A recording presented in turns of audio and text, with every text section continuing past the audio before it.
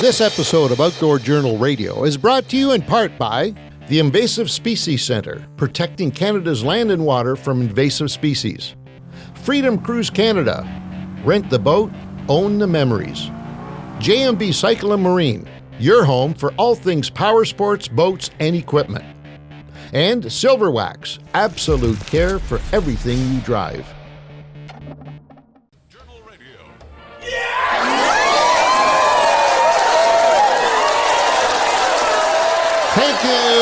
Thank you very much. Thanks for joining us. Outdoor Journal Radio, the podcast. I'm Angelo, Viola. He is Peter Bowman. The rest of the cast you'll meet here in a few minutes, or maybe not, depending on how they perform. Maybe not. We'll see. Wonderful program ahead.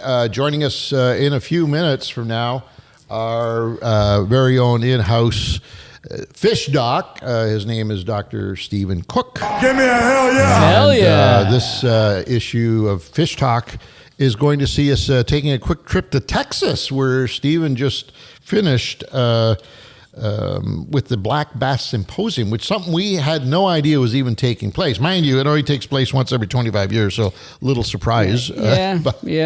We heard about it 25 years ago, but we forgot about it. Maybe now. You know what? I never thought of that. We probably did. Oh, yeah, probably. No one else. Of course, Dr. Stephen Cook, if for those of you joining us for the first time, he is a biology professor at Carleton University. He's published over 1,200 How many? Peer-reviewed papers. 1,200. So, man. Chair of the Board of Technical Experts for the Great Lakes Fisheries Commission and a Fellow of the Royal Society of Canada. Blah, blah, blah. Yes. And a fine judge of... wines and women and wine. I didn't know this. He was recently inducted into the Freshwater Hall of Fame. Congratulations for his contributions to recreational fisheries science. And he is one of the organizers of this Black Bass Symposium, this edition that was held in Texas. So all kinds of neat stuff we're anticipating hearing from Stephen on. I think it'll be very interesting. It's basically the State of the Union of bass. How are they doing, right? Yeah. Right up our alley. Mm-hmm. But first, fishingcanada.com, the store, the gateway for your next fishing adventure. But more importantly, you need to get in there and get some goodies. Yeah. Much like this wonderful T-shirt. How about this one? And your wonderful T-shirt that you're wearing. We're Very paired nice. up today. Very nicely. distinctive. You guys are actually wearing clothes we sell this time.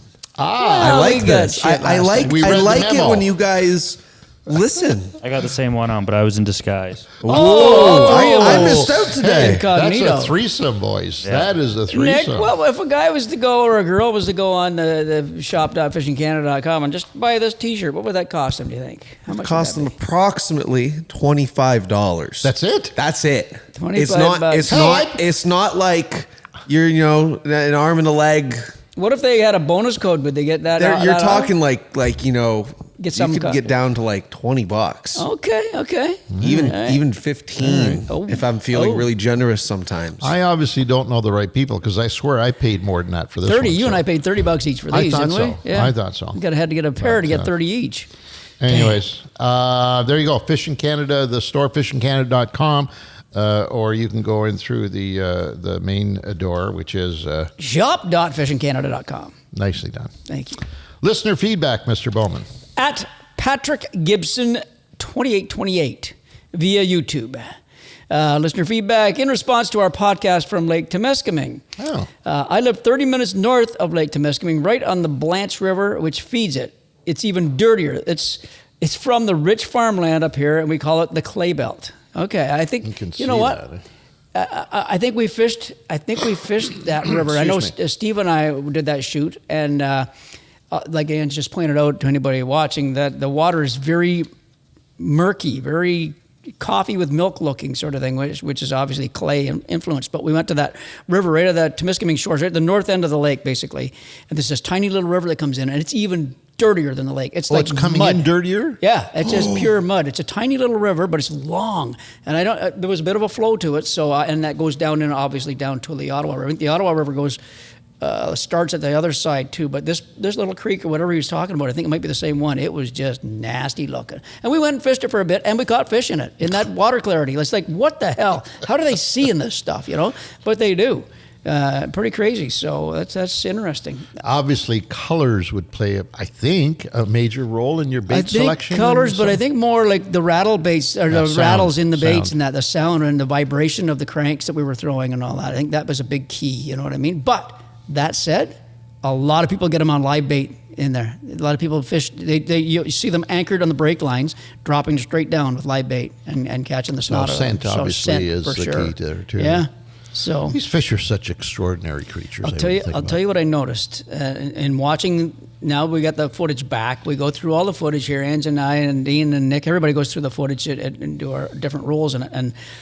And I fished that whole week or the whole 3 days, whatever the trip, from the top looking down. Right, and that's all you see is this nasty shit-looking water, and you're saying, I don't know how they do it. So we dropped the 360 camera down, the underwater camera down. And I started looking up. With that view, is looking up, you can see a ton. The difference in view because of the light. Because of the light, they're using that. So those fish are outsmarting us because we're watching them on forward-facing sonar. They're 10 feet away. Let's say 8 feet away from a jig, and they're honing in on it down there. And thinking, this is not even possible. The jig doesn't make any noise. There's no scent to the stupid thing, and they know where it is. The lateral line maybe, but now that I see it from the bottom up, the clarity is a lot better for them than it is for us. So they're seeing it coming down. They're seeing everything a lot better than we're thinking they see it. Especially those fish that are hunkered down below, right? Yeah, exactly. They're looking up. So and their that's world all they're is seeing. Bright. And it's quite a bit brighter. I'll tell you what, they see the boat plain as day. You could see the boat just like it was a normal clear water. It was freaky. Yep. Yeah, it was freaky. Freaked me out. Wow. Yeah, so there you go. What an awesome body of water, by the way. What's the point, Patrick Gibson, 28? I think he just said, he says it's even dirtier coming up there. And you confirm that. Oh, yeah. Yeah, for sure. And don't let that discourage you. Lake Temiskaming is an awesome body of water. The first trip was walleye, crazy walleye. This trip was insane smallmouth. So, is there any inflow that's clear on that body of water? Does anybody talk about, there's a piece of water comes in there? Yeah, well, way down river. There's the Kippawa River, which is, we went to Lake Kippawa before that. And it comes in, and it is just like a perfect mud line coming in. It's all rapids coming in, and it's clean water coming in. It comes into Temiskaming itself. And then it turns into shit again after, 100 feet, 200 feet. Did you fish that? Yeah. And? Now we're the shit. Honest to God, Steve got 1 2.5 pound smallmouth in it. Wow! We go 500 yards north in that chocolate, and we catch the snot out of them. See, most of us would think, well, like yourself, you obviously went there for a reason. There. You look at it and say, "Oh, we got to go fish that," because all those fish are sitting inside that murky water and just looking at all that. They're just going to be hunkered down there. Coming right at them. Oh my God! And yet, no. Boom. Yeah, it was weird, and we worked it pretty good. Not great, but we worked it enough that. The other stuff we were onto them good, and here we weren't. So it was freaky. Well, there's some fish that live in that water all their life. So to them, that's normal. We see it and we say, oh, that's it. That's their life right there. One such fish that we need to be weary about, actually, that lives in that kind of water, of course, are carp. And I'm not talking about our common carp. I want to talk a little bit about grass carp. Because, Dean, we need a report from the Invasive Species Centre. Has there been any update at all on the grass carp that was caught this year? Lake Huron? The only news that has been out since is that it's not a reproducing carp. That's all they've got, eh? That's all we have Still. so far. I mean, I'm assuming they're going to do all kinds of studies on it, like the otoliths, figure out how old it is and all that stuff. I haven't seen anything come out public about that. Other than that, they did confirm it's not reproducing. Yeah, I don't know that I'm comfortable with that, though. Here's a fish that was, 40 pounds, 40, 50 pounds? It's big. That's not that fish did not sneak in through some little crack in a waterway or fish ladder or a turbine or something. That fish either came through a lot of open water to get here, or it's been here for an eternity. Yeah, and it could, either way it could be. Yeah. Just because that particular one was a mule, what they call a sterile fish, doesn't mean that the other ones that came with it are. Mm-hmm. So that's why I'm a little troubled, to be honest with you. Yeah, that's a great point. I wonder if they could tell if No, they couldn't tell the longevity of time in Well, Lake I Huron. think they should, because there's Wonder different. how would they do that? Water from here to there Yeah. is totally different. The makeup, the composition has got to be different. Unless it was released from somebody here from an aquarium years ago. Well, there is that possibility. Right? Then it'd be in Huron. Its own Regardless of our speculation here, I guess what we're getting at, folks, is that we know it's possible. We need to arm ourselves with all of the information that we possibly can. See, we don't even know if it's possible to do a sampling of this fish, find out where it came from, right? But we need to spend more time on the Invasive Species Centre site and get that information so that we know everything there is to know about this critter. I just did a quick little Google search on triploid fish, Yes. and apparently they can grow significantly larger and faster than regular fish. Yeah. So it might not be as old as we think. It could have just Oh yeah, It's grown. probably not that old. But Do you remember those old movies? And I don't want to bring them, but eunuchs. Yeah. Yeah. They were in the harem in Egypt and stuff, and they were always great, big, huge monsters. Remember those? God, And they yes, were triploids or whatever they call them. They I'll were- tell you an example of triploids is Lake Diefenbaker, I think it is. Yep. Dean Diefenbaker in monsters. Saskatchewan. Rainbow trout. Rainbows. Oh, yeah. My Crazy. God, Yeah. they're just the most mutant looking but things. the that's- world record rainbow trout is apparently a triploid. Yeah, Yeah, probably and- from there. it's Maybe out not. of- Maybe from the. It could. Does it say where it's from, Nick? I'm taking a look. The Conrads matter. there. Beast- they it's have Lake, It's them. BC. Lake Diefenbaker. Yeah, Saskatchewan. Diefenbaker. Oh Wow. my God, that thing is! I'm going to throw that up on the screen for you guys. Yeah. That is They insane. are unbelievable. Yeah. That's one of the brothers. That's one of the Conrad brothers. Yep. Wow, look at that thing. And they get them at nighttime mostly too. Look up Gerard trout. See if that has any connection to this. What's the spelling on that? Gerard with a G. G. ERR. Is that a Kamloops? Is it the same as a Kamloops? That's in Kamloops. Yeah. And it's a big, giant rainbow trout as well. But I don't think I think they're reproducing. I think they're Yeah. natural fish. Well, yeah, I think they are, right? Yeah, there's a Gerard there. Look at the size. That's of a it. beauty oh, too, isn't my it? God. Phew. Wow. Anyways, go to, where are they going, Peter? Where are we at here? We're going to AsianCarp.ca Thank to you. learn everything and all about Asian carp and what we can do to take care of our business. That are it. This next segment brought to you by our good friends G&B Cycle, your outdoor superstore. G&B Cycle and Marine, of course, home to the largest inventory. They are the biggest. The biggest. Okay? The biggest? How big are they? They are the biggest Princecraft Mercury dealer on the planet, from what I'm told. Oh. Okay. Customer driven since 1970. That's You were even told older that, than us, too. for God's sakes. Think about it. Yeah. We're quite young, actually. Yeah. 40 years, got nothing on those guys. Two locations, Timmins and And Sudbury. If Sudbury. you want to go check them out live, or you go to JB Cycle. We're going to be checking them out pretty soon here in, in 2-3 weeks, 4 weeks? Less than 4. About 4 weeks. Yeah. Yep, probably. For you folks up in the Sudbury Timmins area, keep an eye out. The Fishing Canada crew will be in your hood, I believe in October sometime. With our Princecraft Mercury combo. Oh yeah. Yeah, baby. You get to see the rig all garmented up and everything beautiful about it. Ooh. I don't know exactly what the date is, but I'm sure that we'll have it on the site here coming up. We'll be at the Timmins location. We might stop in Sudbury on the way up and say hello to the folks And a there, Sudbury too. Saturday night. Oh, boy, Woo-hoo, the oh, Paisley boy. Hotel. We'll see more outboard motors and pontoon boats and Princecraft boats than you can shake a stick at. So come on and join us when you find out when we're going to be there. For more information on J&B Cycle, go to jbcycle.com. That's jbcycle.com, where they have all of their lineup there waiting for you.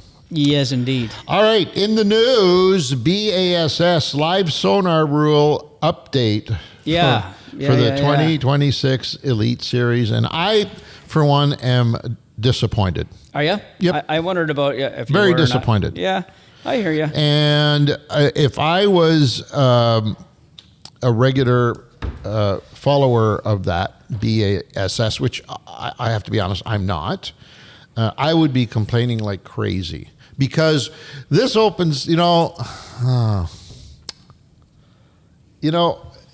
every time you put a rule in place, it's going to it has a cause and effect. And so the cause and effect here is that now everything that comes out that's new, somebody is going to have an issue with. That's always the way. They always do. Well, they never did before this. Now, I don't remember, and correct me if I'm wrong, has there ever been in the history of professional bass fishing where a technology, and I'm just thinking before I say this, because I think the answer is no, where a technology has been ruled out? Remember the baits that you could competition. charge up? I'm sorry? Remember those baits that you could charge up? They were like jerk baits. You could charge up and they'd vibrate and move themselves and stuff. Well, there's been a ton of iterations Weren't of that. those banned? Not that I'm aware of. I tell you what has thought they were. been changed and banned in certain areas is the Alabama rig, the umbrella rig. It has definitely been, they've said once Paul Elias cracked that 100 and ridiculous something pounds, and they said, people started whining. Instead of using it, they Instead whined of and using it, complained. like, why don't you just use the damn thing? Yeah. So, and especially with BASS, where everybody is using it at that elite level. We're talking forward-facing sonar. Okay, I don't know if we mentioned it. Or No, not, we're but just getting to it's the use of forward-facing sonar, because they changed it this year, this 2025 that we're recording on, when that you were allowed one forward-facing transducer on your boat and 55 inches of screen. Well, now they've taken it a step further. If you want to see what they've tech on, tech off approach they've taken to this. Out of the 9 regular season Elite Series events, only up to 5 will allow forward-facing live sonar, FFS, but with the restrictions that they brought into effect this year, right? You can only have so many inches of screen and no forward-facing, just screen. Now there's 5 events. And they've just did the thing this week. There's 5 events. There is no forward-facing sonar. You can still have your screen 55 inches, but there's the 5 of those events. Turn your live scope off, boys, because you can't use her. Even in pre-fishing. Well, it says only up to 5 will allow forward-facing sonar. They were doing a coin flip thing. They did it this week. They did Lake Guntersville, Tennessee. They flipped the coin. No, forward-facing. Martin Lake, Alabama. Flipped the coin. Yes, forward-facing. This is the way they did it, like that. So. And it's the 5 of them. I think 5 of them made it, and 4 of them didn't make it. But okay, Lake Alabama, that you will have forward facing, but will you have the restrictions that were imposed on forward facing this year? It's still the same. A limited amount of screen I believe space. I think so. I just think that's just terrible. Yeah. I think it's just terrible. If I'm a serious bass angler and I read this and I say, well, that's fine. Who cares about BASS anyways? Yeah. Obviously, it's not a legit league. Obviously, it's not an elite league because maybe we should have banned Air Jordans from the court, basketball court. When they were a big thing, because let's face it, some poor guy on the Boston Celtics couldn't afford apparently a pair of Air Jordans, and therefore he couldn't slam dunk like the other guys. So hey, you know what? Let's just ban it for everybody, and we'll all play nice, and there'll be no winners, no losers. It's all Timbit hockey. There are no losers in life, folks. I believe that's completely changed the now. reasoning is the viewing of it. I think it's the perception from the audience out there. You know what I mean? They're trying to get as much of this on television or on live internet and all that stuff, and they're getting complaints about it. Be it dumb or whatever it may be.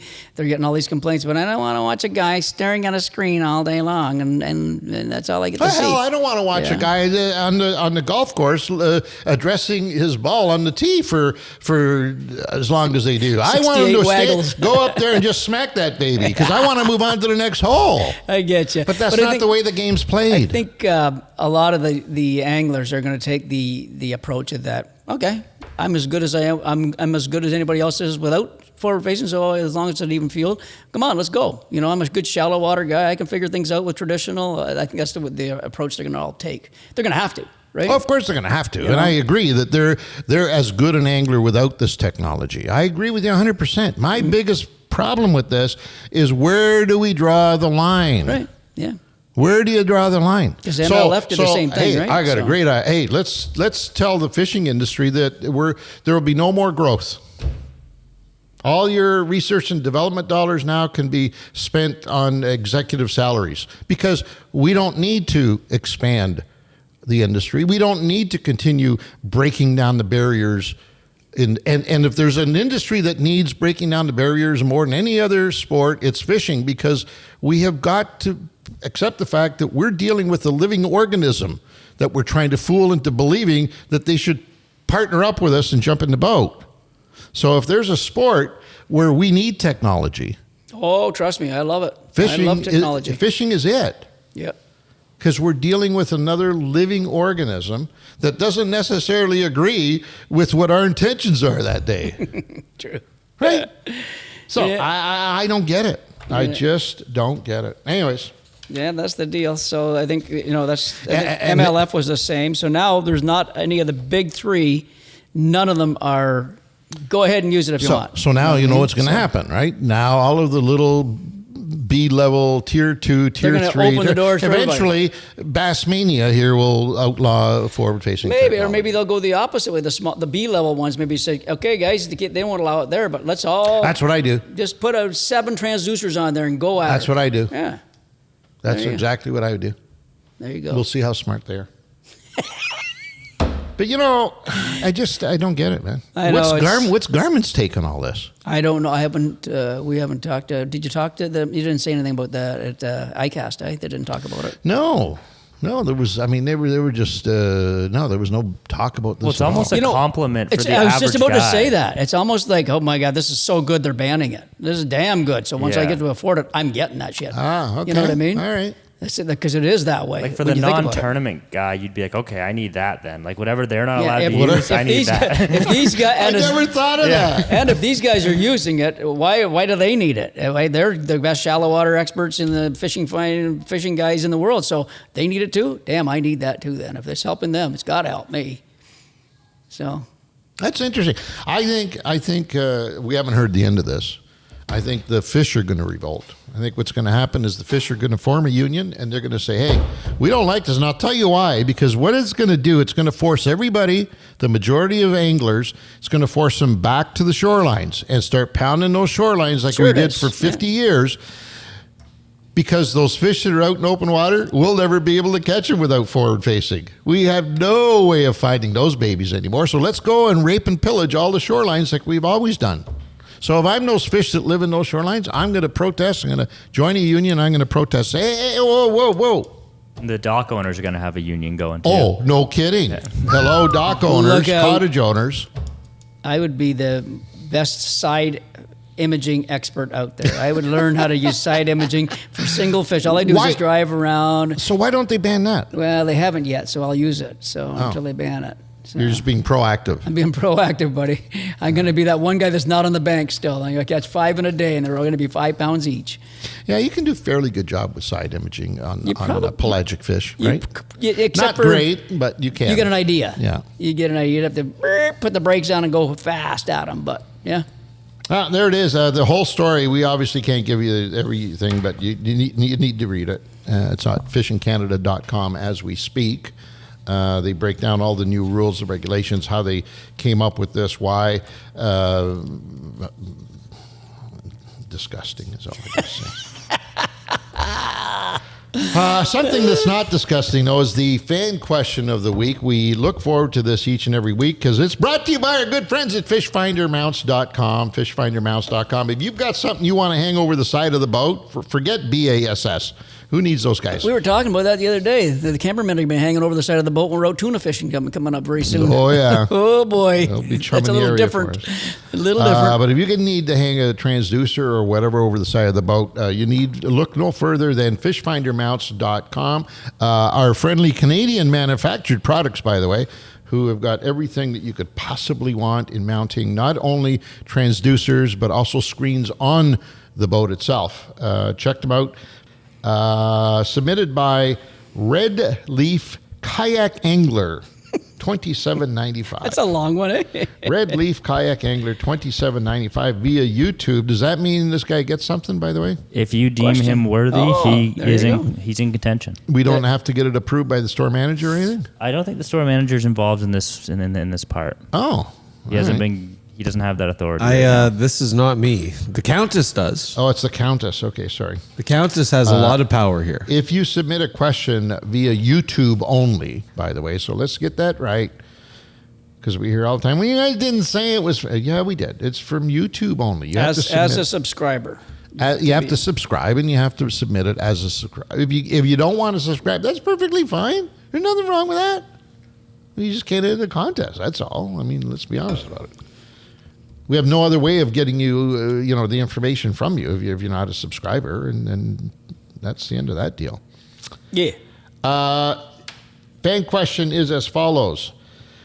Love the Fishing Canada show and Outdoor Journal. Listen and watch every episode. Man, that's hardcore. Okay, I like that already. He's already getting that one, whatever bonus that is, right? And have been since a kid. We get that a lot. Unfortunately, part of the aging process means that you get a lot of folks saying, "I've been watching it since I was in diapers." And they're only 10 years younger than us. Exactly. That's what I tell them. That's what I must have been just a kid then when I started the show. Anyways, I've been doing so since I was a kid. I'm looking at doing a fly-in fishing trip. Oh, my God. Good for you for the very first time. Beautiful. Isn't that wonderful? I know there are weight restrictions, so my question is, what do you prioritize as must-haves to bring on a fly-in trip, i.e. rods, tackle, etc., dehydrated foods? Just looking for some guidance to get the most out of my trip while making sure I am not missing something you believe is a must-bring. Thanks, fellas. Keep going strong, and I'm going to give you a hell yeah. Give me a hell yeah. Yeah, baby. Nice. Good one. Double hell yeah. Obviously, and you do have to prioritize. I remember at the beginning of our careers, we don't do it anymore. We should. It would probably be good if we still did it. But we used to actually make a list prioritizing items that we needed or we thought we needed. Starting, obviously, we had two categories. In our case, we had camera gear, and then we had personal fishing gear. Yeah.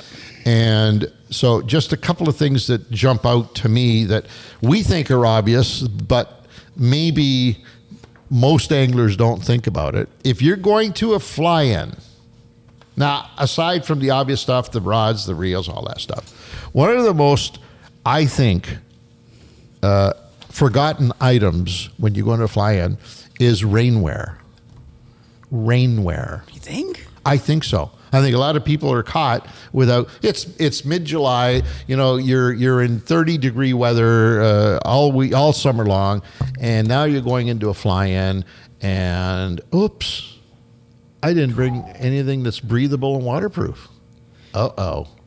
Well, it'd be crazy if you forgot. Another one, I'll work on that right there. Something you always bring in and never forget is a light pair of long underwear. Top and bottom. Always. August, July, I don't care when. Because if you're going to Northern Ontario, there's that one day that's raining and you need the rain gear, and it's so friggin' frigid out, all of a sudden a cold front comes through, and that little light set, that's a must for sure. I'll tell you, when we're packing, so we do a lot of this, obviously. Plastics, like soft plastics, weigh a lot. Mm-hmm. When you put the more soft plastics you bring, as you're just adding to that weight of your tackle, and you're not. So what we do a lot of times. This is for fly-ins, by the way. Fly-ins, just so, like yeah. he's saying. Yeah. Just for fly-ins. Yeah. So if, for instance, we could put 5 Yozuri boxes together of crankbaits, top waters, blah blah blah blah blah, rattle baits, etc., and that would weigh the same as one box of plastics. So what we do a lot of times is we bring the minimum of plastics. We bring some. We have to bring some, but on all these fly-ins, let's be honest, you're not fishing in a tournament or anything like that. They always supply live bait. So instead of throwing a Senko, throw a nice minnow down there, or a leech or something like that. Just suck it up and fish some live bait. That way you don't have to carry in so much plastics. You can bring in some more nice crankbaits, et cetera, et cetera. And if the fish are going good and strong, you throw your top waters and hard baits, It depends on what your goal is, what right? the species is, right? obviously. And what's your goal, right? Is your goal to catch a 10-pound walleye on a jerkbait? Well, then you need to bring in jerkbaits. Yeah. So it depends on the way, because Pete's right. Most operators will supply you some form of live bait, whether it's worms, leeches, and or minnows. Mm-hmm. And rather than use plastics, like you said, I'd rather use the real deal. Why not, right? And that eliminates about 50 pounds for a team of 4 or 5 anglers. That probably is about 50 pounds worth of weight just gone. Off makes your a list. difference. So that would be important. Obviously, bug spray, I think in this day and age, that should have become a staple on everybody's packing list. If not, then bring it, and along with sunscreen, another important one. Yeah. Those are the ones that aloe. As far as what's that? And Dean? the aloe for Nick. So, the sunburn. big one. the sunburn remedy. Yeah. That was some of the most pain I'd been in. Yeah. Especially after Teddy decided to slap the shit out of my Crack knees. you up one. That's for sure. Oh, I'll never forget that. We bring in also our inflatable life preservers, PFDs. We bring them in because that's what we want to wear. We want to show it on television. We trust those things, and they don't weigh a lot. So that's the nice thing about them. You can pack them in your suitcase, no problem at all. And There's no bulkiness. no bulk to them at all, sort of thing. Couple, you know what? 2 to 4 rods max per person is all you'd need. 2 spinning, 2 bait casting, or maybe 2 or 3 spinning, or whatever you prefer, and a reel for each one of them. You put the reels in the suitcase, put the rods. You got to bring a rod tube. Make sure you bring a rod tube, because although they will fly you in without it, you're going to bust a rod probably if you do that sort of thing. So guaranteed. Yeah, and keep in mind, you can always borrow one from your buddy. If everybody brought 4, right? Everybody brought 4. If in the event that you have a catastrophe, and you break 2 or 3 of your rods, your buddy's got an extra one. He's not going to use all 4 at the same time, right? And they will all fit in one rod tube, maybe 2. But a lot of times we stuff a rod tube with. We put a lot in our rod tube. More than 4, though. That's what I mean for everybody. We do got as one I rod say, tube. not as I do, is what you're saying. Oh yeah, 4 per person for sure is what we do. We stuff them. So, and then remember, also the lodges have nets, and they have all this other stuff that you don't need to bring any of that kind of stuff, right? Portable fish finders. We always bring our portable Garmins. It's a must for us, but we'll lose weight somewhere else and gain it in the fish finding world. So that's the way we figure things out. So if you don't need that, don't bring that either. So hopefully that helps. Yeah, and other than that, it's just personal preference in terms of clothing. Honestly, at the end of the day, you could go up there with 1 pair of pants, 1 shirt, and you could make it through a 4 or 5 day trip. You're not up there to impress anybody with your snazzy outfits, and quite honestly, most of the guys that go on, and women too, by the way, don't really care what you look like, and don't probably care that you're a mess. Yeah. You're just up there to fish, and you're out in nature, and who really cares? So cut down on the amount of clothing. Bring good quality, breathable stuff. Layer everything. Make sure everything's thin and light. If you're gonna do anything, maybe 2 layers, 3 layers, along with that rainwear and the long johns, and you're covered. You're covered for anything you could possibly need. This episode is brought to you by Sail. Sail is proudly Canadian and stocked with over 100 Canadian brands you know and love. From rods and reels to sonars to kayaks and every last lure you've seen on the Fishing Canada show, Sail has all the gear to get you on the water. Drop into one of 12 stores across Ontario and Quebec and talk to the real fishing specialists, or gear up online anytime at sail.ca. Sail, the ultimate destination for your outdoor adventures. We interrupt this program to bring you a message from Anglers Leaderboard, an AI-powered platform built for today's anglers. Use your phone and the photo measure board to automatically detect length and species, log catches, and track your stats over time. Whether you're fishing solo or joining a regional tournament, ALB helps you stay organized and competitive. Head over to anglersleaderboard.com to learn more and start using ALB today. Alrighty, now our special guest, brought to you by Silverwax. Key products. There it is, right there. A lovely graphic that our Dean Taylor devised up. And proudly created. Canadian. Yes, proudly just like Canadian. Dean, yes. With the right tools, cleaning your car or boat for that matter doesn't have to take a long time. And Silverwax is definitely that right tool. As I mentioned, proudly Canadian. Loved by car cleaners nationwide who don't have time to spend cleaning their vehicles, but they want to keep them bright and shiny. That's right. I'm one of those, by the way. I'm one of those. It doesn't have to take forever. Cleaning is only a hassle if you want to make it. Pro-grade auto and, of course, boat cleaner and care technology, easy for everyone to use. Good stuff. Yeah, baby. All right, our next man, no stranger to the show, Woo! He is Dr. Stephen Cook. But before we bring him on, just want to say he's been a very busy man doing something I wasn't even aware of it was going on. Because you and I should have been there, really. Well, I don't want to say that. But. It's called the Black Bass Symposium. This year took place in Texas, where they've had 3 previous, one in Tulsa, Oklahoma, Missouri, and this one in Texas, so 2 previous. And basically, they talk about this. It's kind of the State of the Union on bass. When they say black bass, we're more familiar with them here in Canada as largemouth bass or whatever. No, smallmouth as well, and right? included in that as well. Yeah. Although I have a feeling it was a little bit largemouth skewed, but we'll find out. We'll find out. Stephen, welcome to the program. Welcome back to Canada. Hey, thanks. Good to see both of you. You as well. Any problems back and forth, border issues? Remarkably easy and had really positive interactions with every single person that I bumped into, whether it be, somebody in an elevator at the hotel, customs officer. So I had a very positive experience all around. So. Excellent. That's How good to many hear. That's good to hear. other fellow Canadians were down at the symposium? So normally at an American Fisheries Society conference, and the majority of them are in the United States, there would be 100, 200 Canadians. Wow. We were probably around 10 to 15. So it was but it was also not just Canadians that weren't traveling. There were also a lot of our American friends that couldn't either. Either folks that worked for government and they were on travel freezes or unemployed, or folks that work in universities and their funding had been frozen as well. So it was in total about 1,200 participants at the overall conference. Normally there would be 3,000 or so. So tells you a little something. A lot bigger than I would have thought, for sure. Now, That's these a big are all cut. scientists, basically, that are there? Or fish And managers? Managers, Yeah. okay.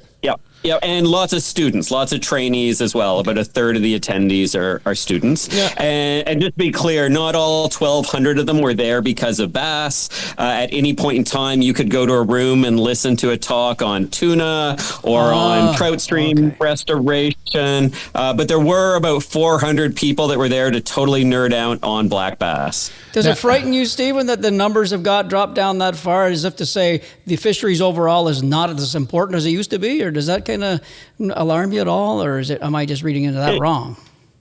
It does, and I think it's not just fisheries. I think it's science in general isn't as appreciated in this moment, if you will. But also hopeful that this is a speed bump and that we'll get back to it. It's important to come together as a community to share and learn. That this is one of the ways we do it. We write scientific papers and we publish them, but that takes it can take years for that to happen. And so if you want to be up on the latest and greatest, you really need to go to conferences. It also is where you make connections, where a lot of things happen in the margins, maybe at the bar, where the real details and stories come out. And that's what helps us become better scientists and helps us manage fisheries better. Now, you weren't there just as a curious bystander. You were one of the key speakers at the symposium. You had a lot to do with the symposium. Maybe before we get into the minutia of it all, tell us a little bit about this symposium and how it came to be. When it started in 1975. How did that whole thing come to light? Yeah, so the first one that you mentioned in Tulsa was in 1975, and then there was another one in the year 2000. I happened to be doing my PhD at the time. And then this one, which is yet another 25 years later. So these things are spread over a 50-year period. Wow. Which is kind of lame when you think about how important bass are. It doesn't mean there haven't been bass presentations at conferences in the meantime, but there hasn't been a focal meeting, a symposium all about bass. And so not surprisingly, that's why we had 400 interested people come out. And what's cool is that there's a notable Canadian, Dr. Mark Ridgway from the Ontario Ministry of Natural Resources. Yep. He was one of the co-organizers for the 2000 symposium in St. Louis, and he was again involved in this one. David Phillip from the University of Illinois, who was my PhD advisor. He was the other co-organizer for the one in 2000 and was the lead organizer for this one. one, and he actually spends most of his time up here in Canada doing bass research. So Canada was well represented organizationally, a little less so in the actual attendance side of things. Yeah, because I guess in the overall picture, in terms of listen, we can't avoid the fact that fishing is a big industry. It's a big business. Tons of dollars are flowing through this industry. And I guess when you look at the big picture in terms of bass and its dollar value, we're still a small little piece up here in Canada, even though we've got probably opinion here, but the best bass fishery on the planet. In the overall picture, in terms of dollars and cents, we're probably a little wee tiny speck. Compared to Florida and California and Texas and if you were to look at bass, don't put smallmouth or largemouth in there. You start taking numbers. The U.S. would by far outnumber ours. It would have to be like multiple times. You're talking about individual fish? Yeah.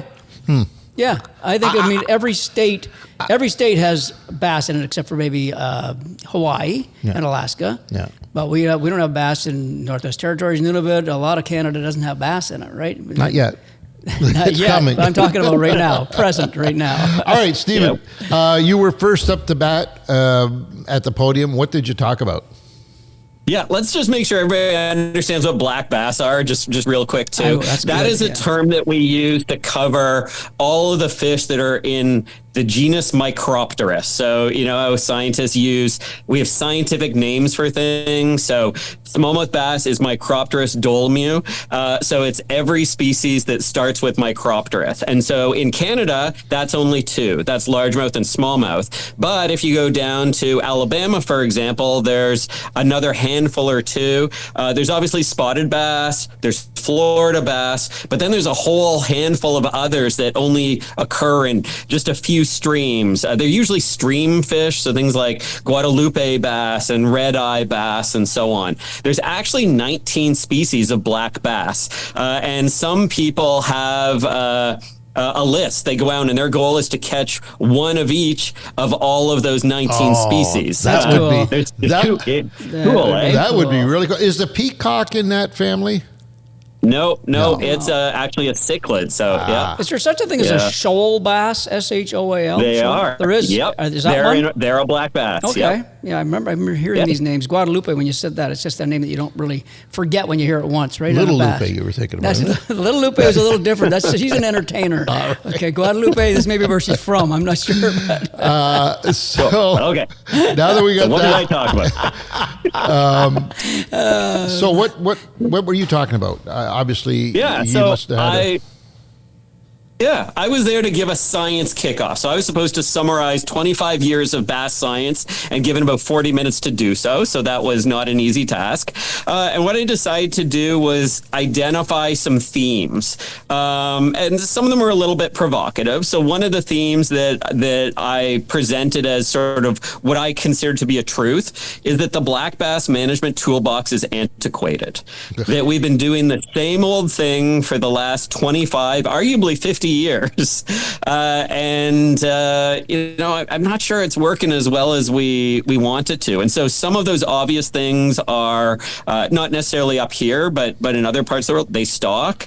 There's a fair amount of stocking, and we really focus on trying to regulate the angler and what we do, as opposed to thinking about habitat. And I always think that, a fishery can't exist without good quality habitat. And I think we need to, and we've got that here, right? That's the beauty of where we live. And that's why we have natural reproducing black bass populations. There's negligible stocking in this province. Every spring, bass spawn. There are regulations in place to sort of protect them, but it's really the fact that we've got intact habitat. That is why our bass fisheries are as good as they are. As opposed to overfishing, or as opposed to too much pressure. So you're saying habitat is the key element. Habitat is the key. You can, of course, still overfish. That does happen. But for black bass, tends not to be as big of an issue because release rates are so high. And because a lot of these systems where bass live are so productive. And, when we talk about trout streams, we immediately think about trout habitat. You think about groups like Trout Unlimited. It's about protecting and restoring the habitat. When we talk about bass conservation, we usually talk about, putting a fish attractor, which is habitat, but it's not going to make us more bass. We don't talk about planting trees along shorelines. We don't talk about which dock types are better for protecting bass habitat. Floating docks are obviously better than something that's on the bottom and has a footprint and takes up habitat. So I think just really trying to center habitat as something that is as important, if not more important, than a bag limit or a size limit. You mentioned the fact that, the toolbox is antiquated, and I couldn't agree with you more, by the way, just from that point of view. But is that not really kind of indicative of and I don't want to be disrespectful, don't get me wrong, but the scientific community as a whole seems to be very reluctant to make changes, right? They keep doing the same thing over and over and over again. And then when you maybe somebody points out, hey, maybe this should be done like this, it's poo-pooed. Like, why would you do it that way? We've been doing it this way for 100 years. That kind of mentality. Am I right with that? Yeah. Yeah, and I just to clarify, you said scientific. I think it's really the science-based management. So the science exists that says, hey, we could do it differently, and habitat's important. But the management side of things tends to be really focused on some of the usual toolbox. Let's are we going to limit them to 4 or 6? Are we going to throw on a slot limit? When does the season open and close? And those are important things, especially the seasonal closures in our part of the world. But if we don't have good habitat, all of those other things are moot. Is that a cost factor, do you think? Because it'd probably be a lot cheaper to say, okay, you're going to keep 3 bass now instead of 6, versus having to change the whole landscape of a lake, or 10 lakes or 100 lakes. Is it something to do with that? Maybe some people are cheaping out on it? Yeah, habitat restoration is expensive, and habitat protection is unpopular because, everybody wants the nice waterfront in front of their cottage. We want to be able to go down at restaurants and eat at restaurants that overlook the water and that have, which usually means having to harden a shoreline, right? You have to make sure that the building doesn't, slide into the water. So, we need a metal or a concrete retaining wall. And then at the cottage, we want to swim off the dock. So guess what? We need to control the vegetation. And that wood. Who wants a nasty log or that tree that fell down? Let's haul that out and burn it. So everything that that bass love, what do? When we have, as property owners, waterfront property owners, we remove all that stuff.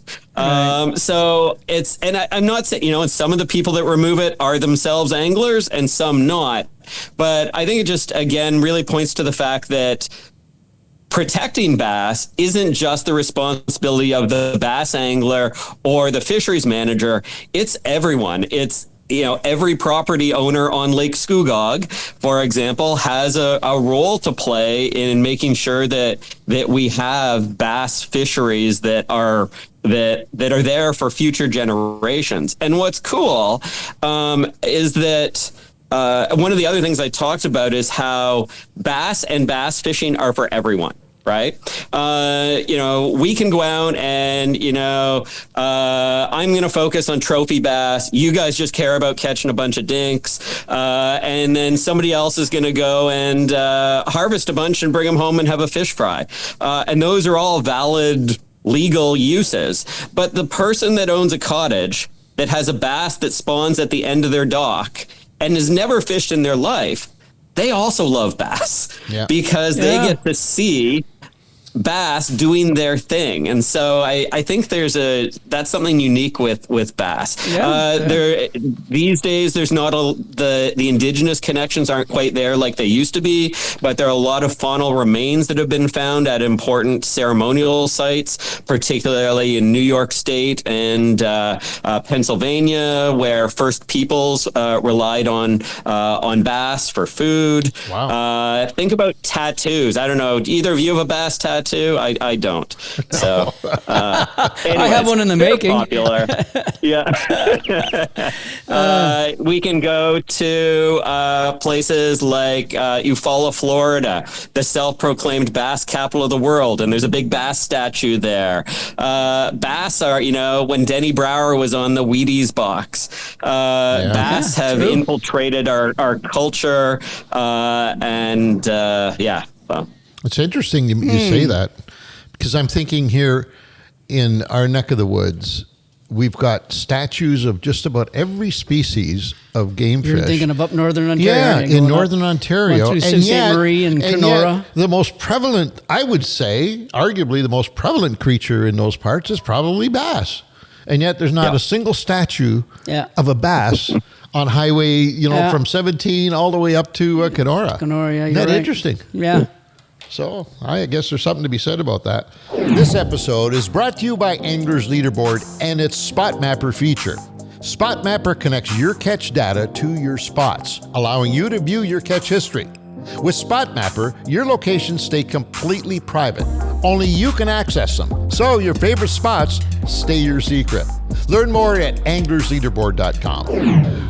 The other problem that we may be experiencing as well with that, and it's all about the habitat, is that there seems to be a real division between, the mindset is so opposite. You've got a group of people who want to do nothing but protect the habitat by shutting it down. You don't get access, nobody can access it.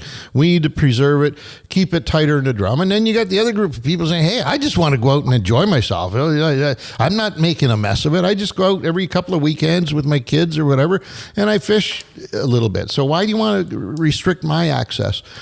We're going to be, by the sounds of it, as we go down the timeline, that is going to be even more controversial than it already is, because listen, the solution to maintaining good habitat is get us out of it. Let's be honest, right? Less of us, the better nature can do its thing. Mm-hmm. So there's going to be, it's a slippery slope. And I don't know whether you guys talked about it at that symposium, but it's certainly something, even for black bass, that's got to start rearing its ugly head pretty soon, because the other side is going to say, hey, yeah, you got problems. The only way to fix it is shut it down. Right? I'll tell you who's taking care of that business properly right now. At this moment, Dean and I just got back from Lake Kippawa, and they have all of a sudden just said, okay, that's it. No more cottages around this lake. They're just stopped all cottage building, like miles upon miles of beautiful shoreline that could be the most gorgeous cottage in the world. And they said, nope, it's about to fish here. So they're doing that. What do you think of that? Yeah. At some point, there are... The fancy word is tipping points. At some point, you put one too many and, your lake collapses. It switches to a new state and you can't bring it back. So it's the kind of tough decision that we're going to start to, we're going to have to do, or we will pay the price, because nobody wants to pay for a $500,000 or $1 million cottage and then look off the end of their dock into pea soup that's one big blue-green algae thing that, killed their dog last week and is impossible for them to swim in and no fish to even catch. So, these are legitimate concerns. The hard part is figuring out where that line is. Right. So that we aren't overly cautious, so that we can't have development and human connection with nature and so on. So that's the challenge. And it's also very unique to that particular body of water. As we all know, every lake has got its own personality, and maybe Kippawa is one of those lakes where they've identified that you just cannot have too big of an angling or even just a population base surrounding it, whereas other lakes, they might have seen that in Kippawa, Dean. The south end of the lake is very popular, but where we were in the north end, there was hardly any cottages, and they're going to keep it that way. So maybe the south end took a shit kicking, and they now see that, and they're just saying, hey, that's not going to happen to the rest of the lake, which is good because the most of the lake actually is not populated, and they're going to keep it that way. So that's nice. Yeah, very good. I wonder about the Muskoka Lakes, because there's something different there, because that's where you're talking about, let's build more, bigger, more expensive cottages, and nobody fishes. Nobody gives a shit about the fish there. So, but it's not about the fishing though, Steve, right? That's what you're basically saying. Yeah. It's not. Rarely is the fishing itself the problem when it comes to black bass. There are exceptions. You can go to, small, well, again, we're blessed with water here, right?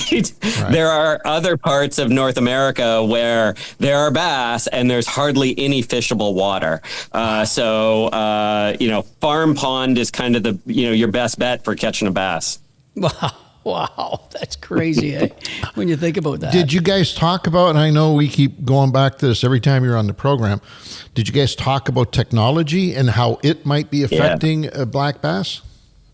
We did, and it was in a session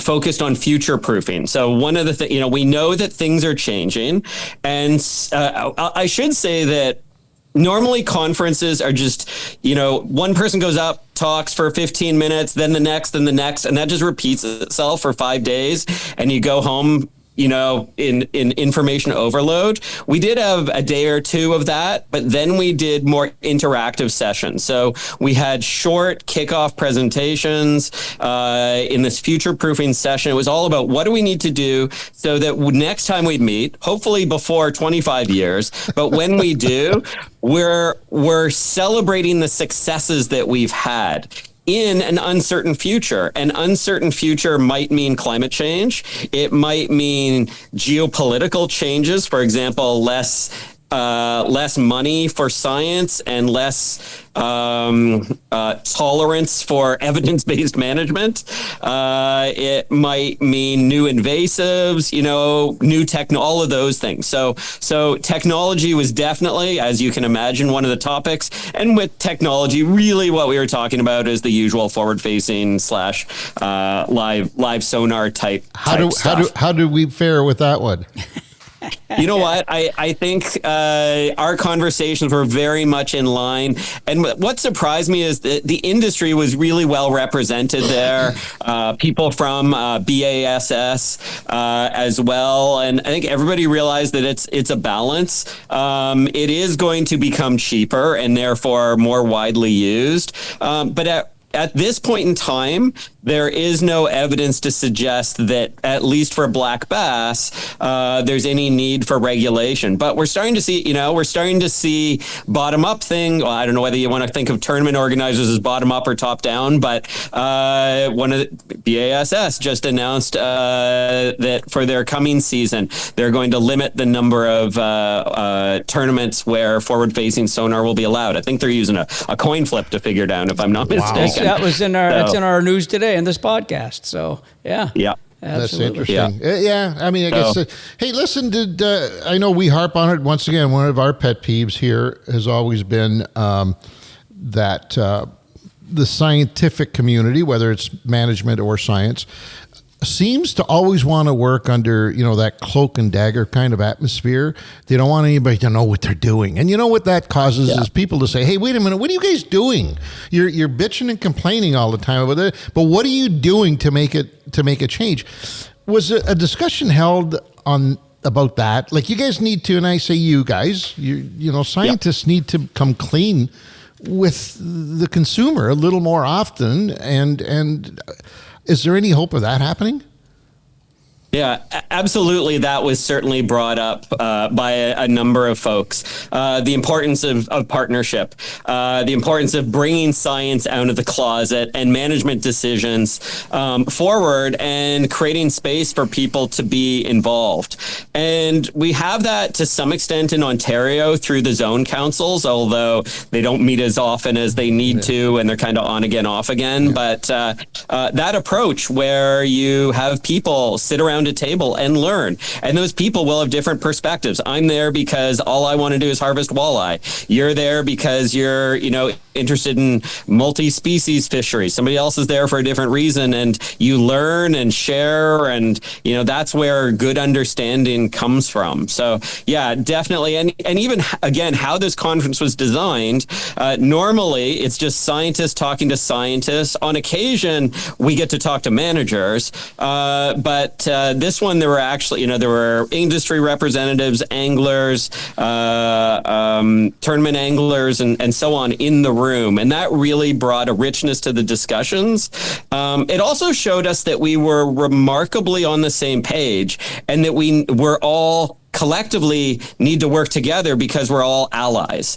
And I think that's something that we forget, that if we want something to change, it's oftentimes not the managers that are the problem, it's the agencies that are the problem, right? Good point.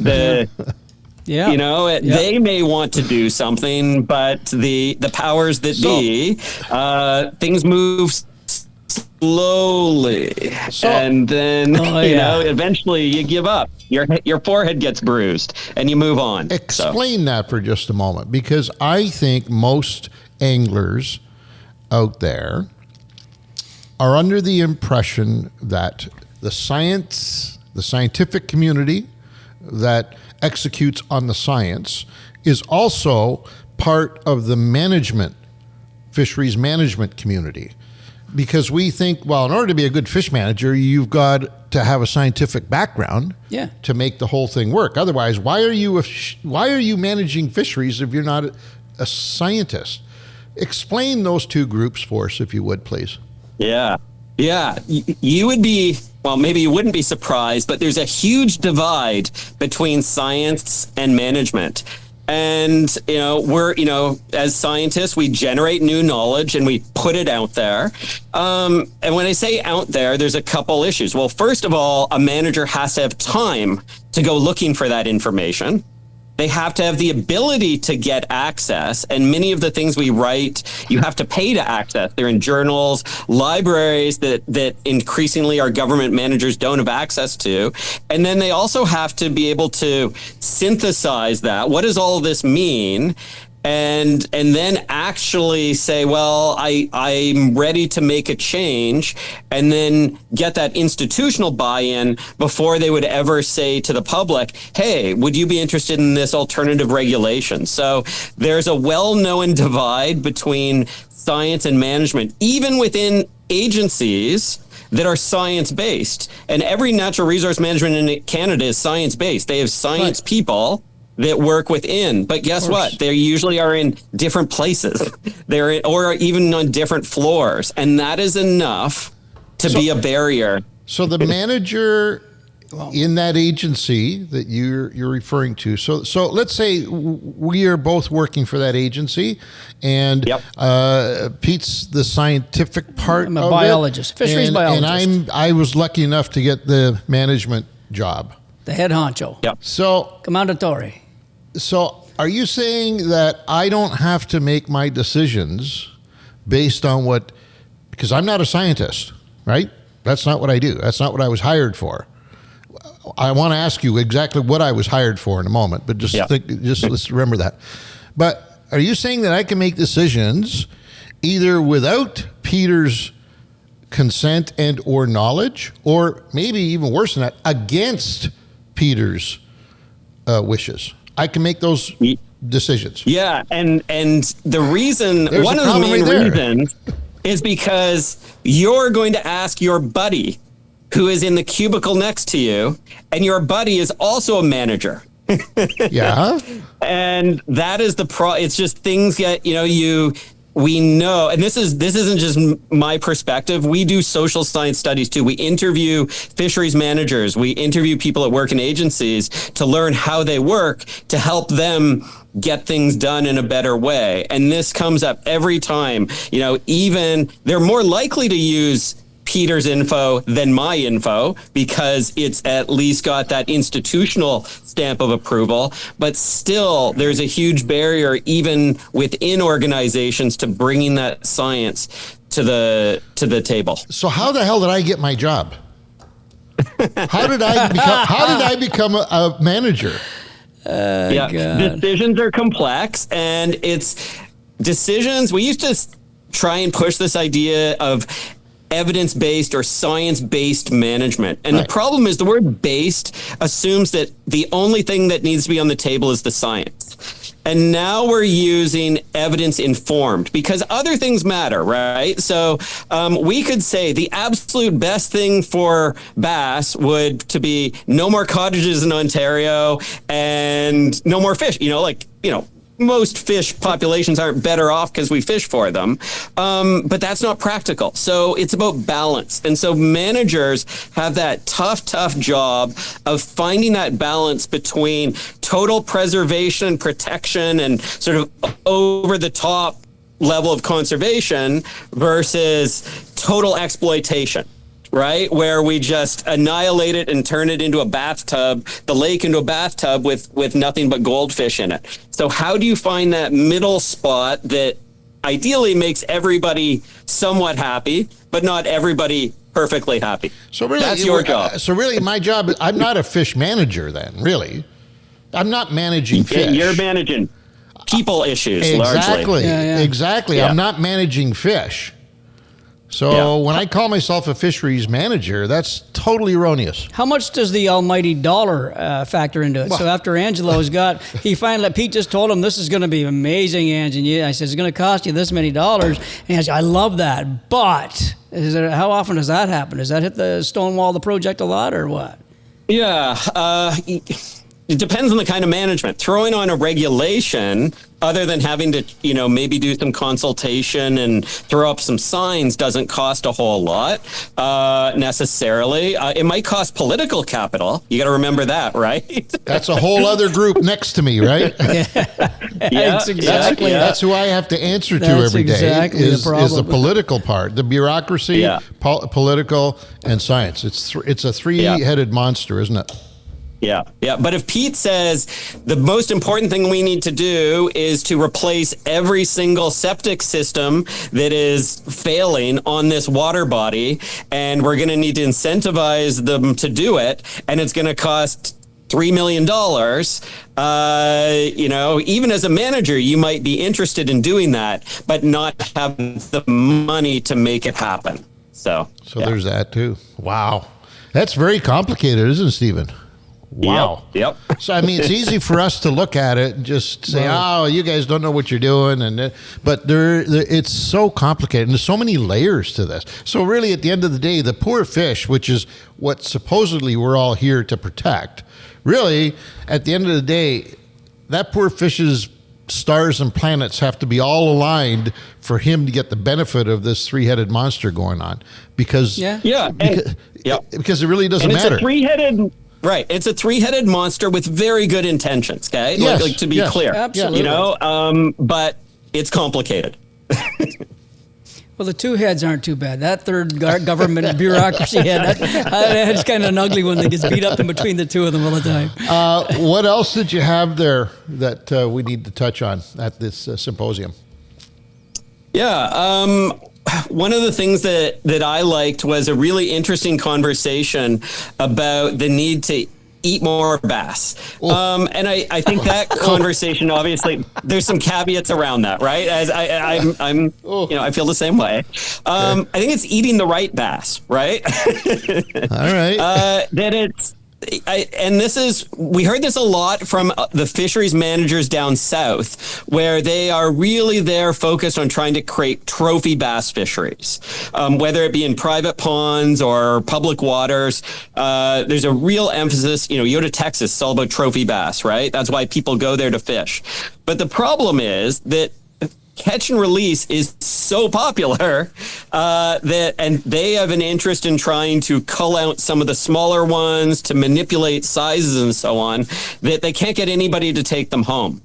You also have instances where sometimes people, they're you can legally harvest bass here, you know, as you know.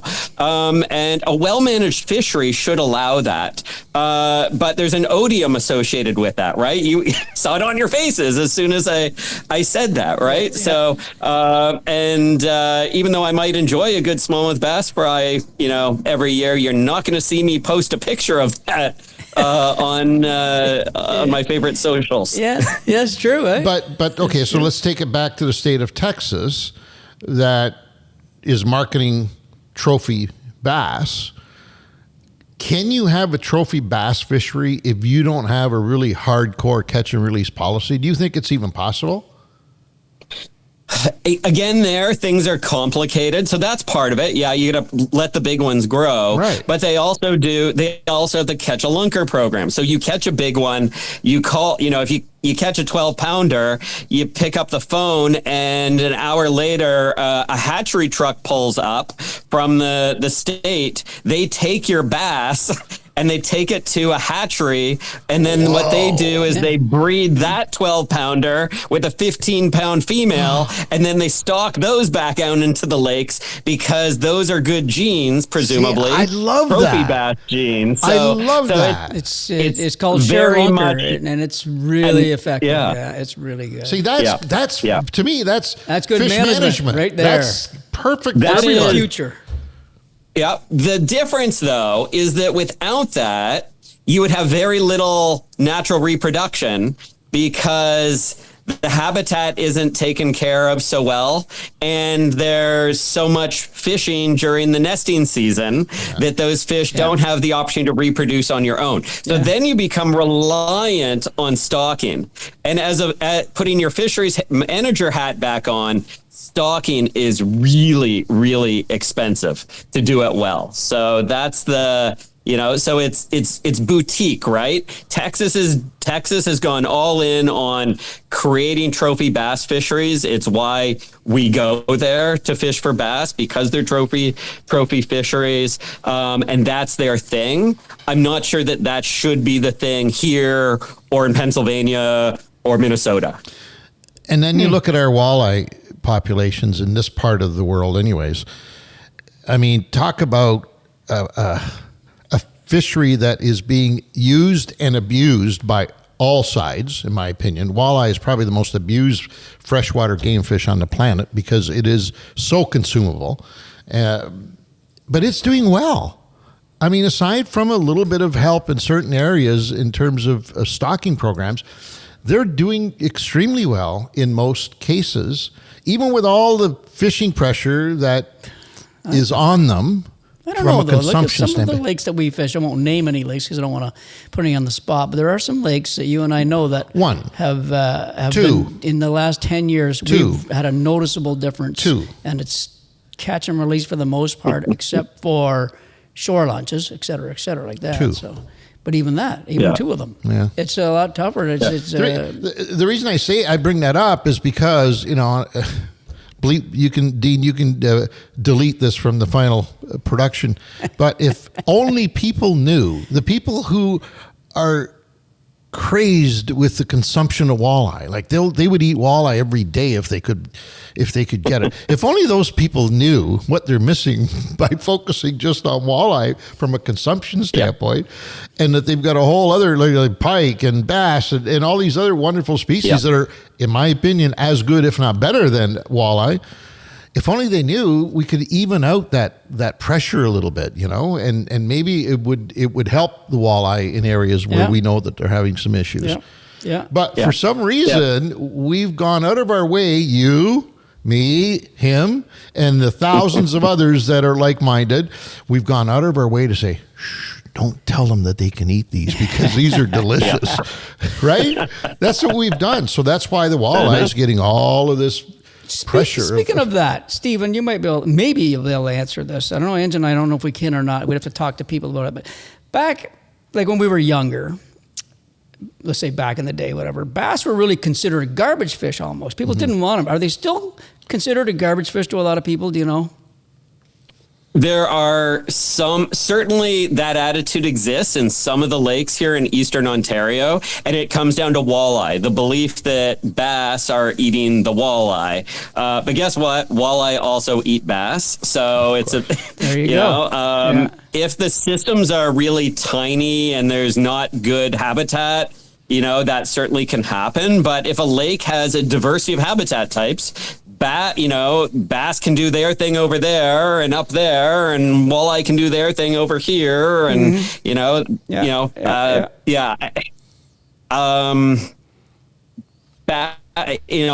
my mind, bass and walleye generally get along reasonably well. The garbage fish, like it or not, bass are going to become more widespread with climate change, and especially in the north. And so, people in the north can either, put their nose up and say, I only eat walleye, or they can say, wow, these smallmouth fisheries are taking off, and these fish are yummy too.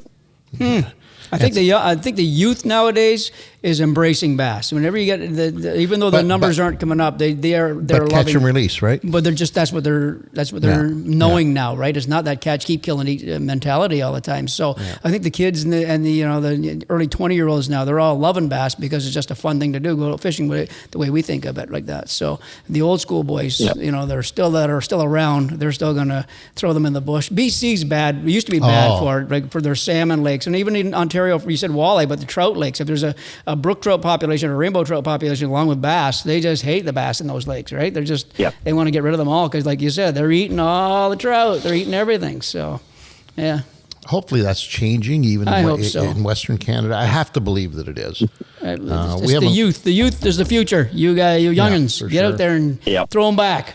Enjoy them. You talked about stocking just a few moments ago, or stocking versus protecting native species through habitat restoration programs, etc.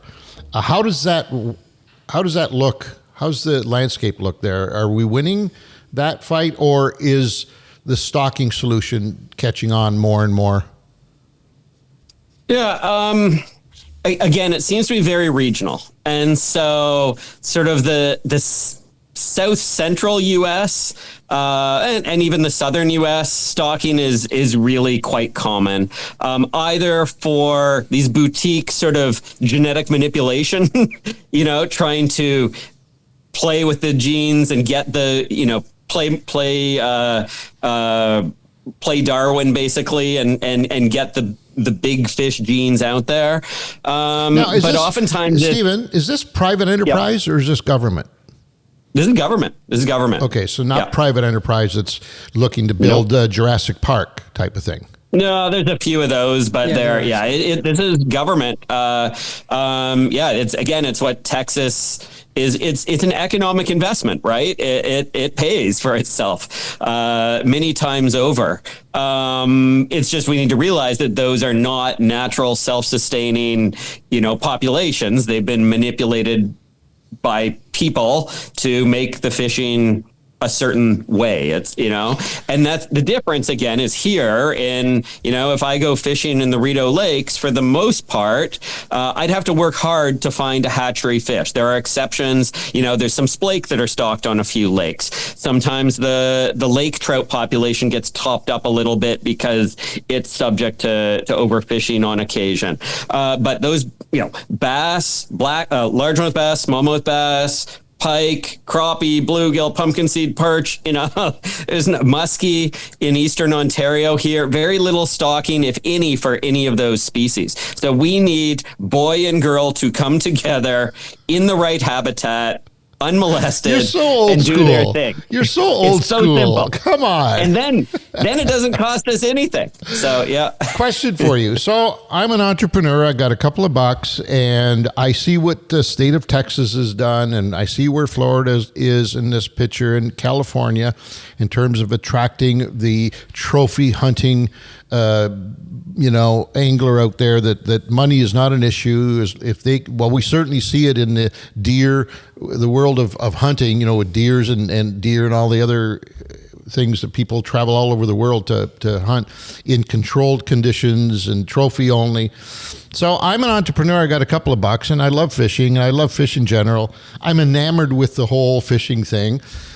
I go and buy a sector of land that has, I don't know, a half a dozen very fertile lakes in it, and I fence it all off, cordon it all off, put millions of dollars into the investment, and I say, yeah, I heard that Dr. Cook guy on the podcast the other day on, stocking is not the solution, and we should. But you know what? I don't give a damn what he says. I'm going to build the ultimate Canadian trophy bass sanctuary park, whatever you want to call it. Yep. And so I'm going to start, doing all this stuff. I'm going to hire, first of all, I'm going to hire good scientists. I'm going to hire him away from wherever he was, because he's into this kind of science. And we're going to get the test tubes out, and we're going to build ourselves the genetic monster of largemouth bass and smallmouth. And we're going to start putting them in these lakes. And I'm going to start charging bass anglers to come and fish for it. Can we do that in this country? Yeah, so that is exceedingly common in Texas and the southern U.S. Yeah. There are all sorts of people whose jobs are pond managers, and they have wealthy clients, and they show up and they do fisheries assessment, they'll stock, they'll modify the habitat. The key thing there is that most of those are either created, somebody came along with an excavator, or most importantly, though, they're isolated. So if there's no dam to break and all of those fish come out and end up in the local stream. So you can have farm ponds here in Ontario, and people do, and people can put all... I can manage them the way I want to manage them. As long as they are isolated, entirely isolated, you can't import peacock bass. There are rules with respect to what and how things are moved, but you can have a pond, and there are a few places one can purchase bass from. It's illegal to go catch fish and transport them on your own. You can't move live fish. So that part is illegal, but there are people who you can hire, a consultant or pond manager here who can help you develop the pond fishery you want. And I keep using pond because usually when we start to get to the lake level, they tend to be connected. Rarely is there a lake that there's not some inflow or outflow. Could I stop that connection? If I buy that property, can I stop that connection? I don't think you can. Why? I don't think you can. No, then you'd be that's legal. That's not a fisheries issue. That's like a water, like the conservation authorities would get involved. Okay. And, all right, I'll give you that one. Yeah. But there has to be property with water on it. Well, do it like Stephen said, dig it. Dig a hole. Dig it. I mean, Ray Scott did that. How about gravel pits? How about reclaiming? Gravel pits are a great example. Yeah, and of course, in our society, they build. They have these gravel pits. They get filled in. Fish appear, and then they put barbed wire fences around them because they're afraid of people drowning. Of course, but that water, those could easily be reclaimed. And there's examples of that. Snyder's Flats area in Kitchener-Waterloo along the Grand River. They've reconnected some gravel pits. They've created gravel pits and connected them to the Grand. And there's excellent smallmouth bass and pike fishing in those connects. So they've increased the available habitat, which is pretty cool. And yes, you could, if you had an isolated gravel pit, you can essentially do what you want. Again, mind the fact you can't bring in species that are illegal to have in Ontario. And so, like you're saying, I'm trying to read between the lines here. So you're saying I could not import Florida bass, I could not import California bass into this gravel pit. You can apply for a permit to do that, and it will come before a committee that I may or may not sit on.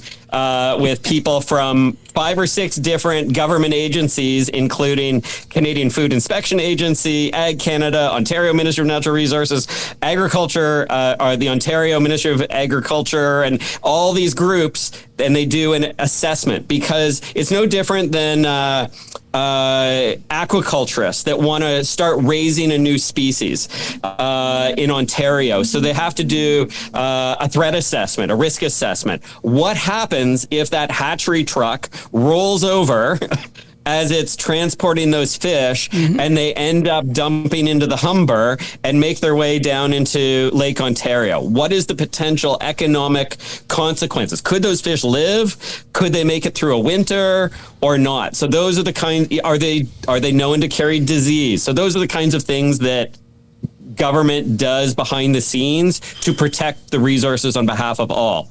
So, again, if they were brought up in a hermetically sealed container, but the problem is one can't guarantee that when things go sideways. Yeah. So I love it. what it is, Stephen, when he opens this pond and he hires me as his head biologist, I'm going to need a partner, buddy. So I'm going to have you and I we're going to head this pond up, and there's going to be a big ass fish in that thing. I don't care what, it's largemouth like that. I think it would be great. I think it would be absolutely outstanding. It's always been my dream. If I ever won one of those $70 million lotteries, I'd build something like that. Exactly. I would create that Ray Scott pond that he did. I would do that. Why not? Jimmy Houston did or something like that. We've done the same with, it's a terrible analogy, but, first came Disney, then came Canada's Wonderland, right?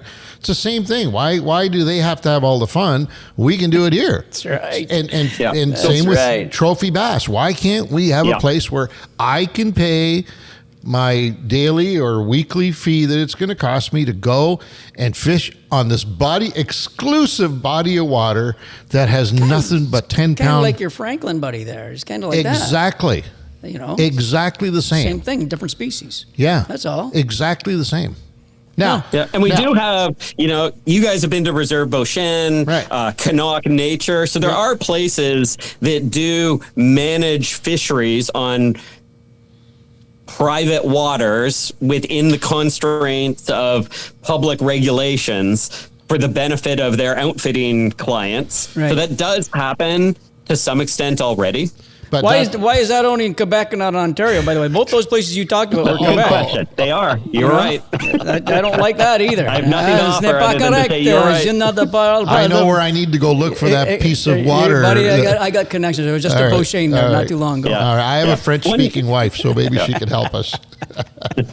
One last thing I'll say about that is that you also have to be careful what you wish for, because another conversation that was had frequently was how much water in the U.S. that was public 10 years ago is now private. And if you are the one with the deep pockets and owns that, good for you. If you are not, that's not great, because your opportunities for fishing are decreasing. And so whether that be the selling off of national park lands, whether that be, there's fewer and fewer places where people can fish. We're starting to see that in the U.S. So we don't want to have it to the point where nobody has a place to go fishing. No, we're not doing that. What we're doing is taking a piece of land with water that nobody is fishing right now anyways. And if I didn't come along with turning it into something else. Exactly. It's a moot point because you wouldn't be fishing it anyways. You're doing the opposite. You're creating a new one. An opportunity for you to go fish there. Thank you, where Angelo. you normally wouldn't have. I'm signed up. Where do I start? Are we in? How much will I get for the first year? All right, Stephen, let's make this baby go, because I think it's a great idea. I love it. And then they can come up here and have have the symposiums. That's right on your property. Yeah. Right. Oh my God. I don't want to do the organization. What else have you got from down there? I guess as we sort of draw to an end here, I'll say that what left me really inspired was just the willingness of everybody to work together for bass and for, just for both bass conservation and for the bass fishery. And it wasn't just for tournament anglers. It was really thinking about how diverse bass anglers are and making sure that people that want to harvest have opportunities, that people that want to catch trophy fish have opportunities, and so on. And that spirit of collaboration. And there were a couple podcasters there, and just like we're doing, that getting the message out, getting the science out, and just an appetite to collaborate and work together. And what's different, if you go back to the Tulsa conference, it was all scientists. The one that was 25 years ago in St. Louis was a mix of scientists and managers, and this one was scientists, managers, anglers, and industry. Media. So we're getting better. Yeah. We're getting better, but if we wait, hopefully we don't have to wait another 25 years. Yeah, that's kind of crazy, eh? Because then I guess we won't be around for that one. There'll be another Deanly podcast on that one. Exactly. We didn't, honestly, Stephen, we didn't even know about it. Yeah. We were surprised as hell. We may have attempted to even participate had we known, right? Because you know how we feel about getting this stuff out there to the angling community. We probably would have come in and tried to do something with it to expose it a little bit. I failed you more. then, so I will do a better job of sharing these cool opportunities with you in the future. I'll remember that when I build my largemouth bass emporium. I'm marking 25 years from today in this calendar for the next one. My friend, as usual, we appreciate you joining us each and every time. Is this winding down for you now? How does this work at this time of year for your main this job? Is ramping up. So back on campus. So back to doing admin stuff in the classroom. Still, and lots of travel. Government advice processes, that kind of thing. So we didn't. We said at the beginning of the season we were going to try and make a point of somehow getting together with you during the fishing season, and we could spend a bit of time with your students going over some of this technology that we've had the luxury of using for a number of years. We'll have to make that happen next year, buddy. It's a little bit late. Absolutely. All right, my friend.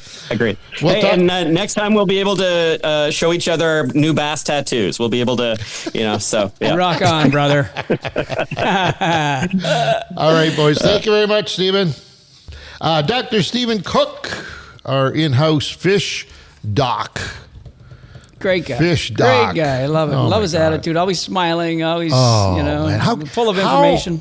He just does not fit into the mold of Like a professor, scientist guy. Yeah. He is so. I don't know. I don't know. I think he's totally. Is Ridgway? He's a biologist, isn't he? Mark is a little more. He's fun. Mark's okay, but if you talk to Mark and you didn't know who he was, and then you talk to Stephen, and you didn't know who he was, and somebody said, "Okay, for the $1 million question, which one of these guys is the scientist?" Yeah, Mark would be. You're probably every right. time. You're probably right. Yeah, nice guy, great guy. Oh yeah. I haven't talked to him in ages. Used to have him on the radio show on a regular basis, and he used to come out with some like bombshells. Oh yeah, he was noted for unveiling stuff that just blew people away. Yeah, in the fishing so world, into it, right? He was so, especially in smallmouth bass. He told me the one that blew me away because he was doing research on Opeongo in the park, right?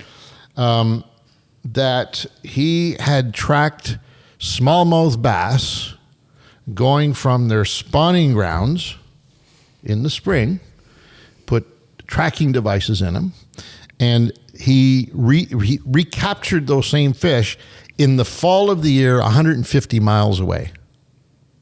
And to get to some of those areas that they had to literally have their backs out of the water going through some of those tiny little connectors. He just blew me away when and he had facts and he had all the data and he had amazing. See, that's the great part about science right there. That's just stuff like that blows your mind. All of a sudden, you get that information and you say, well, okay, if that fish went 150 miles, my fish can go, 200 feet from there to there and not have any issues at all. Sometimes we think, oh, my God, they can't be over there because this is where they live. Guess what? Yep. Anyways.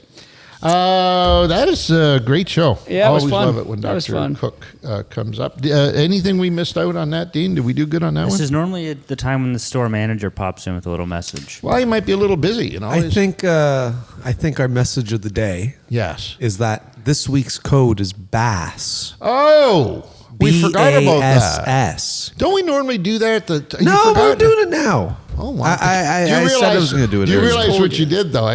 All those people that are used to getting it earlier in the show have been waiting I whole show. did my job then, because then they've had to listen to the whole thing. Good point. So if you punch in the word bass, BAS, and you don't want black bass, you just want bass. I'd have put symposium in there, made him work for it. Oh, You know what I mean? That- can't even think of how to spell symposium. Well, we can spell that out for you right now if you want to I'm use okay. that. I want to hear you try to spell. You want I think bass? it's scary. I Okay. like bass. It's nice, Okay. short, and sweet. I think Nance just woke you up and then you just come up with that out of your ass. And even if I did, I still got it done. So what happens if they put in bass some? What do they need to do? They are going to get 15% off on the store. Out. Come on now. Get in. Come on. All Get right. in. Get the in. clothing into your cart and then get that into your house and then And onto this is you. Onto over your back. over and above any other Everything. promotion. This is the be all end all. I You love could it. do this in conjunction with any other deal we have on. All right, you can go back to sleep. You did a good job, buddy. He's already He's sleeping. already for this. sleeping. Okay, on behalf of the whole group, I just want to remind folks, fishingcanada.com, the gateway to the portal to your next fishing adventure. Go there often. There's stuff happening all the time.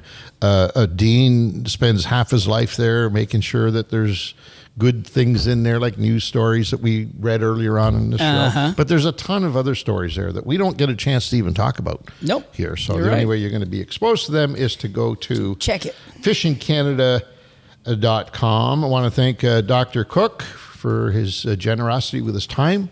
Once again, I can't wait till the next time he's on the show. On behalf of the entire group, Peter Bowman, Nikki V, Dean, the man Taylor over here. Come on now. Were you shocked at the comment I made the other day in the meeting where I said Dean is the only guy who we cannot... It was very nice. I'll always Because remember that. the look on his face, Dean, when I said that, No. it was priceless. No, It was. I wasn't shocked because I do know the value of Dean on the shoot. I just didn't know that you knew it. No disrespect to anybody else that was in that meeting. by That's the way. right. I just thought I would have a little That's bit of fun right. with it. That's all. So that's it. I'm Angelo Viola. Thanks for joining us, folks. We'll catch you next time.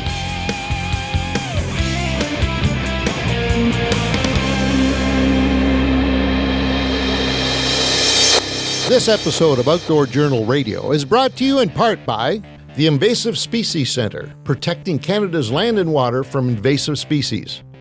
Freedom Cruise Canada, rent the boat, own the memories. JMB Cycle and Marine, your home for all things power sports, boats, and equipment.